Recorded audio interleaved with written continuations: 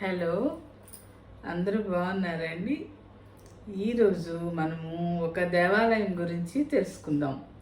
ఆ దేవాలయం పేరు ఏమిటంటే హేమావతి సిద్ధేశ్వర స్వామి దేవాలయం అన్నమాట. ఈ దేవాలయంలో స్వామి పరమశివుడటండి. కాకపోతే ఆ శివుడు సాధారణంగా లింగాకారంలో ఉంటాడు కదా అన్ని గుళ్ళల్లో.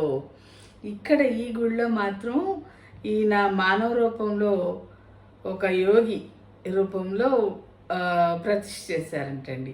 ఇప్పుడు ఆ గుడి విశేషాలు తెలుసుకుందాం మనం.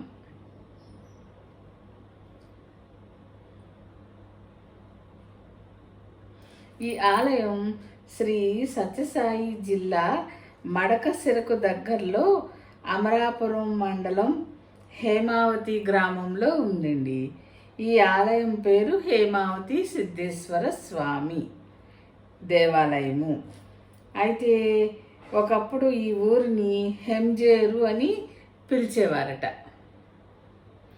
ఇక్కడి నోళంబ పల్లవరాజులు కులదైవం పరమశివుడు అన్నమాట. అయితే ఈ వంశానికి చెందిన చిత్రశేఖర సోమశేఖర సోదరులకు చాలా కాలం సంతానం కలగలేదుటండి. ఒకసారి పరమశివుడు కలలో కనిపించి తనని పూజిస్తే సంతానం కలుగుతుందని, తనని లింగాకారంలో గాక మానవ రూపంలో విగ్రహ ప్రతిష్ఠ చేయమని ఆదేశించాడట. ఆ తర్వాత వారికి హైమవతి అనే అమ్మాయి జన్మించడంతో స్వామి చెప్పినట్లుగా విగ్రహ ప్రతిష్ఠ చేశారు. ఇది ఒక కథనం అండి. ఇంకో కథనం ఏమిటంటే,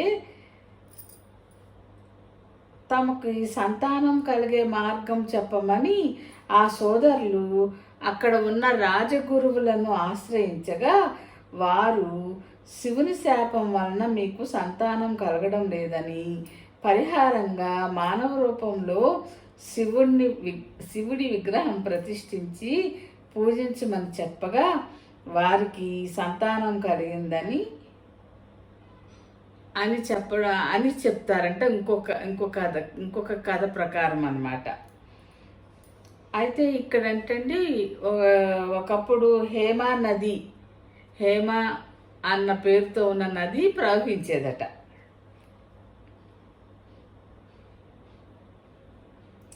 అయితే సదాశివుడు, సిద్ధేశ్వరుడు, నొళంబేశ్వరుడుగా ఇవన్నీ ఆ దేవుడి పేర్లు.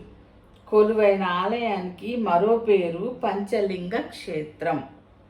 ఈ స్వామి 5.8 అడుగుల ఎత్తులో పానపట్టంపై కూర్చుని చతుర్భుజుడుగా దర్శనమిస్తాడు. ఢమరుకం, త్రిశూలం, భిక్షపాత్ర,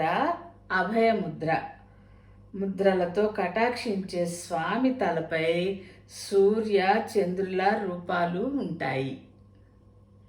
ఇక్కడి నంది విగ్రహం కాస్త పక్కకు తిరిగి ఉంటుంది.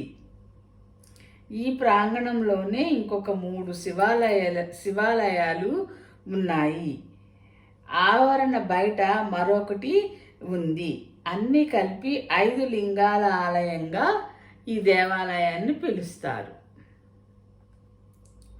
దొడ్డేశ్వర, మల్లేశ్వర, విరూపాక్షేశ్వర, సోమేశ్వర లింగాలుగా ప్రసిద్ధి చెందిన 4ంటికి బ్రహ్మసూత్రం ఉంటుందట. ఇక్కడ పుష్కరిణి కూడా ఉంది. ఈ ఊరికి శివలింగాల ఊరు అనే పేరు కూడా ఉందటండి.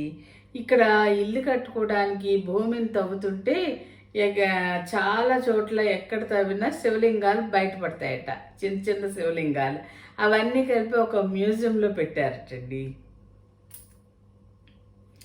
ఈ స్వామి శిరస్సు పైన చైత్ర, వైశాఖ మాసాల్లో సూర్యాస్తమయం సమయంలో సూర్యకిరణాలు తాకుతాయట.